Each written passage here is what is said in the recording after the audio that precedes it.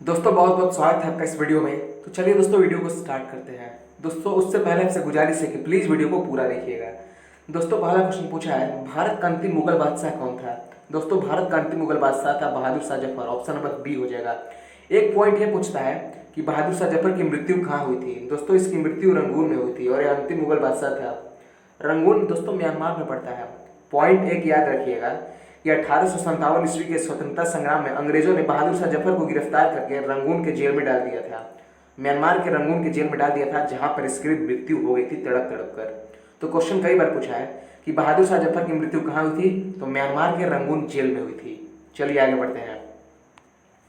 अगला क्वेश्चन आपसे पूछा है कि पृथ्वी का औसत तापमान कितना होता है। दोस्तों पृथ्वी का औसत तापमान 15 डिग्री सेल्सियस होता है। ऑप्शन नंबर बी हो जाएगा, 15 डिग्री सेल्सियस। अगला क्वेश्चन आपसे पूछा है कि राष्ट्रीय ग्रामीण विकास संस्थान कहाँ स्थित है। दोस्तों राष्ट्रीय ग्रामीण विकास संस्थान हैदराबाद में स्थित है। ऑप्शन नंबर डी हो जाएगा। पॉइंट याद रखिएगा, हैदराबाद। अगला क्वेश्चन आपसे पूछा है अरावली पर्वतमाला। अरावली पर्वतमाला मुख्यतः किस राज्य में फैला हुआ है। दोस्तों मुख्यतः लगा दिया है, क्वेश्चन का टर्निंग पॉइंट यही है। वैसे आप देखिएगा तो अरावली पर्वतमाला 3 से 4 राज्यों में फैली हुई है, लेकिन पूछा है मुख्यतः किस राज्य में फैली हुई है। इसका मतलब यह हुआ कि अरावली पर्वतमाला का अधिकांश भाग किस राज्य के अंतर्गत आता है। तो दोस्तों राजस्थान। अरावली पर्वतमाला मुख्यतः यानी इसका ज्यादातर भाग राजस्थान के अंतर्गत ही आता है, यानी राजस्थान राज्य में ही फैली हुई है। और एक पॉइंट याद रखिएगा कि भारत की सबसे प्राचीन यानी सबसे पुरानी पर्वतमाला की बात करें तो वो भी अरावली ही है। याद रखिएगा, भारत की सबसे प्राचीन पर्वतमाला अरावली। चलिए आगे बढ़ते हैं। अगला क्वेश्चन आपसे पूछा है कि भारत में टेलीविजन अर्थात टीवी की शुरुआत कब हुई थी। दोस्तों भारत में टेलीविजन अर्थात टीवी की शुरुआत 1959 में हुई थी। ऑप्शन नंबर सी हो जाएगा। दोस्तों अगला क्वेश्चन कह रहा है विजय स्तंभ किस राज्य में स्थित है।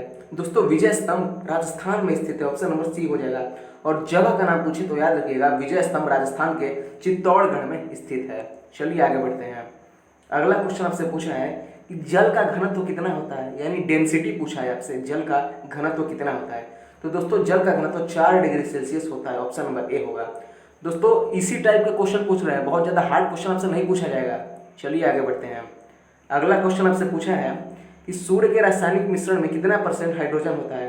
दोस्तों सूर्य के रासायनिक मिश्रण में 71% हाइड्रोजन होता है। ऑप्शन नंबर सी हो जाएगा। और एक क्वेश्चन कई बार पूछता है कि सूर्य में ऊर्जा का निर्माण कैसे होता है, यानी किस अभिक्रिया द्वारा होता है। तो याद रखिएगा नाभिकीय संलयन अभिक्रिया द्वारा होता है। सूर्य में ऊर्जा का निर्माण नाभिकीय संलयन अभिक्रिया द्वारा होता है। चलिए आगे बढ़ते हैं। अगला क्वेश्चन आपसे पूछा है खेतड़ी किस उद्योग के लिए प्रसिद्ध है। ये क्वेश्चन इस समय काफी ज्यादा ही पूछ रहा है। दोस्तों खेतड़ी जो है तांबा उद्योग के लिए फेमस है। ऑप्शन नंबर बी होगा। और खेतड़ी जो है राजस्थान में स्थित है। खेतड़ी दोस्तों एक जगह का नाम है, और वो जो जगह है वहां पर तांबा बहुतायत मात्रा में पाया जाता है, यानी तांबा उद्योग के लिए फेमस है। और खेतड़ी राजस्थान में पाया जाता है। सॉरी, राजस्थान में एक जगह है, एक पॉइंट याद रखिएगा। चलिए आगे बढ़ते हैं। अगला क्वेश्चन क्या है कि नार्वे की राजधानी कहाँ है। दोस्तों नार्वे यूरोप में पड़ता है और यूरोप का एक देश है। तो नार्वे की राजधानी ओस्लो। ऑप्शन नंबर ए हो जाएगा। नार्वे की राजधानी ओस्लो। महादेश का भी नाम याद रखिएगा। अगला क्वेश्चन आपसे पूछा है आगा खां कप किस खेल से संबंधित है। दोस्तों आगा खां कप हॉकी से संबंधित है। ऑप्शन नंबर ए हो जाएगा। चलिए आगे बढ़ते हैं। अगला क्वेश्चन आपसे पूछा है, बहुत ही अच्छा क्वेश्चन है, एक सेकंड थोड़ा सा इसको नीचे कर लेते हैं। अगला क्वेश्चन आपसे पूछा है कि भारत में सोना का सर्वाधिक उत्पादन कौन सा राज्य करता है। दोस्तों भारत, सोना का मतलब यहाँ से गोल्ड से है दोस्तों, GOLD, उस सोने से है। तो भारत में सोना का सर्वाधिक उत्पादन कर्नाटक करता है। ऑप्शन नंबर ए हो जाएगा। कर्नाटक में कहाँ, तो कर्नाटक में कोलार के खानों में लगभग भारत का 98% सोना का उत्पादन होता है। याद रखिएगा, कर्नाटक में कोलार के खाने जहाँ पे सोना का सबसे ज्यादा मात्रा में उत्पादन होता है। चलिए आगे बढ़ते हैं।